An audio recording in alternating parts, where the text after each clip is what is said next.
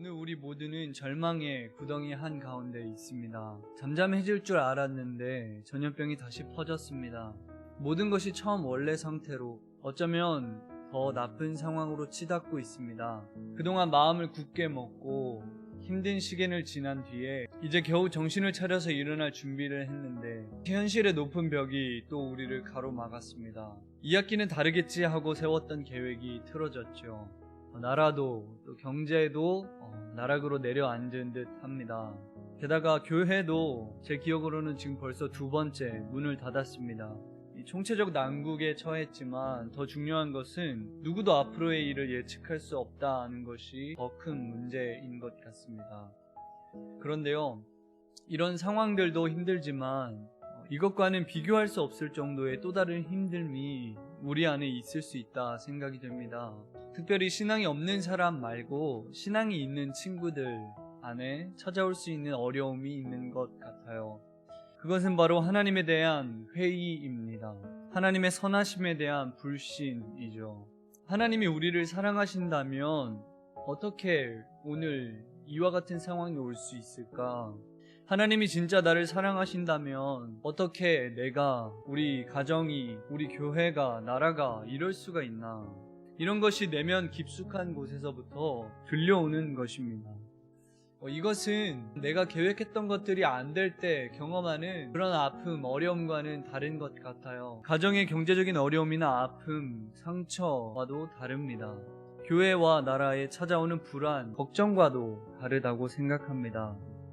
그런 수많은 문제를 통해서 발생할 수 있는 문제이자 절망이죠. 거 봐라, 하나님을 향해 열심을 냈는데 뜻대로 되는 게 하나도 없잖아. 하나님이 그렇게 사랑하신다면서 너네 가정은 도대체 왜 그 모양이냐? 하나님이 다스리시는 교회가 어떻게 이런 어려움을 당해? 하나님이 살아계시고 선하시면 이 나라와 세계에 어떻게 이런 아픔이 있어? 이런 회의적인 목소리가 내면에서부터 들려오는 것이죠. 그러면요, 아무리 믿음이 좋은 사람이라도 자신의 믿음이 한 방에 와르르 무너져 내리는 것을 경험합니다.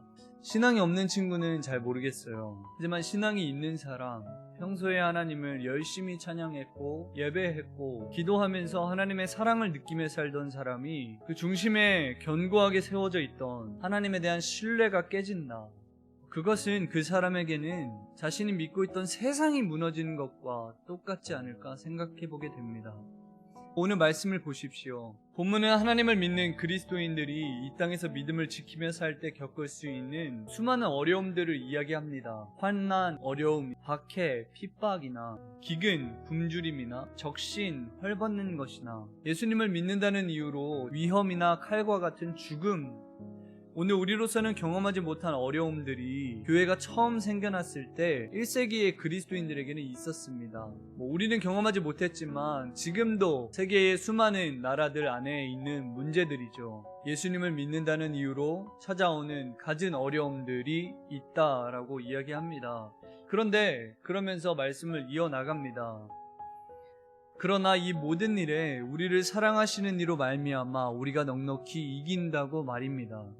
이 문제들이 없어서가 아니라요, 문제는 그대로 있는데 하나님의 사랑 때문에 넉넉히 이긴다라고 말씀합니다. 거기다가 한 걸음 더 나아가서 내가 확신하노니 그 무엇도 우리를 예수님 안에 있는 하나님의 사랑에서 끊을 수 없다고 말씀합니다. 이처럼 하나님의 끊을 수 없는 사랑에 대한 확신이 모든 문제의 열쇠이자 현실의 벽을 뛰어넘어 넉넉히 이길 수 있는 힘이라 이야기하고 있는 것이에요. 그런데 오늘 여러분과 함께 나눌 이야기는 그토록 중요한 모든 문제를 넉넉하게 이길 수 있는 힘이자 에너지이며 모든 문제의 열쇠가 되는 하나님에 대한 사랑, 하나님의 사랑, 끊어질 수 없다고 이야기한 하나님의 사랑이 어째서인지 끊어진 것처럼 느껴질 때가 종종 있다는 것입니다. 물론 내가 그렇게 느껴도 실제로는 끊어진 것이 아닐 수 있죠. 하지만 머리로는 하나님이 사랑하신다는 것을 알아도 마음으로 동의가 안 될 때, 특히 오늘과 같은 어려운 상황에서 하나님이 침묵하실 때, 그토록 중요한 하나님의 사랑을 느낄 수 없을 때 신앙인으로서 우리는 어떻게 대처해야 할까요? 그것이 제가 오늘 여러분과 함께 풀었으면 하는 숙제입니다. 오늘 우리는 이것을 3가지 정도의 이야기로 한번 풀어서 생각해 보고자 합니다. 첫 번째, 하나님이 사랑하시지 않는다. 거기서 더 나아가서 존재하시지 않는다 라고 했을 때 그럼 상황이 나아지는가? 둘째, 하나님이 선하신데 왜 이런 어려움들이 이 땅에 존재하는가? 셋째, 그렇다면 우리가 해야 될 것은 무엇인가? 이렇게 세 가지 정도로 한번 이야기를 풀어가 보겠습니다. 첫 번째로, 하나님이 우리를 사랑하시지 않는 것 같아. 이런 상황에서 하나님이 침묵하시는 것 같아. 하나님의 사랑이 느껴지지 않아. 그것을 끝까지 끈질기게 붙들고 나아가서 한번 하나님이 존재하시지 않는다. 이런 하나님이 존재한다 해도 나는 믿지 않아. 라고까지 한번 가본다고 해봅시다. 그런데 그때 기억해야 할 것이 있습니다. 그런다고 해서 상황이 나아지지 않는다는 것입니다. 이것은 제가 한 말이 아니라 팀 켈러 목사님이 기독교를 변증하는 자리에서 했던 이야기입니다. The one is, I actually don't believe it makes it any easier to handle or face suffering by disbelieving in God. That's fair. I mean, that's not a complete answer, but it's fair to say, yeah, now as an atheist, now how am I dealing with evil and suffering? Now I really have only a visceral reaction to it. I don't even have a real cogent warrant for saying this has absolutely got to stop. Other than that, I don't like it. 무신론자가 이렇게 이야기했죠. 하나님이 선하신데 어떻게 이런 고통을 허락하시는가? 그런 하나님이 존재하시는가? 그때 팀 켈러는 이렇게 변증했습니다. 하나님이 존재하시지 않는다라고 했을 때 첫째로 기억할 것은 여러분이 가지고 있는 고통이 하나도 나아지지 않는다는 것입니다. 일말의 기대감조차, 어떠한 희망조차, 기댈 곳조차 사라진다는 것, 그것이 하나님이 존재하지 않는다라고 했을 때의 결론이라고 말입니다. 그렇습니다. 하나님이 존재하지 않아. 하나님이 나를 사랑하시지 않아. 그것을 끝까지 붙잡고 나아갔을 때 마주하게 되는 결론은 하나도 상황이 나아지지 않는다는 것입니다. 오히려 지금에 있는 고통, 여러분이 처한 문제의 상황, 그것은 당연한 결과일 것입니다. 어쩌면 받아들여야 할 운명일지도 모르겠습니다. 하나님이 존재하시지 않고 통제하는 이가 없고 그것 위에서 다스리시는 이가 없다면 오늘의 이 현실은 우리가 마땅히 묵묵히 받아들여야 할 현실 그 이상 이하도 아닌 것이 되는 것입니다. 따라서 첫째로 하나님이 나를 사랑하시지 않아. 그 생각을 끝까지 우리가 붙들고 나아갔을 때 마주하게 되는 결론은 내가 가지고 있는 고통, 내가 가지고 있는 힘듦, 어려움을 해결할 수 있는 어떠한 열쇠도 주어지지 않는다는 것입니다. 그저 묵묵히 그 현실을 받아들이는 것 말고는 할 수 있는 것이 없다라고 우리는 결론을 내려야만 한다는 것이죠. 그런가 하면 둘째, 그렇다면 그래 하나님이 선하시다, 하나님이 나를 사랑하신다고 한번 해봅시다. 그런데 도대체 왜 이런 어려움들이 존재하는 것일까? 이에 대한 답도 우리는 해볼 수 있어야겠습니다. 우리는 고통과 하나님의 선함, 하나님의 사랑을 함께 존재하는 것으로 받아들이지 못할 때가 많이 있습니다. 하지만 이렇게 생각해보죠. 이 세상에는 사실 고통스러운 것을 통해 선함을 이루어낼 때가 참 많이 있다 생각이 됩니다.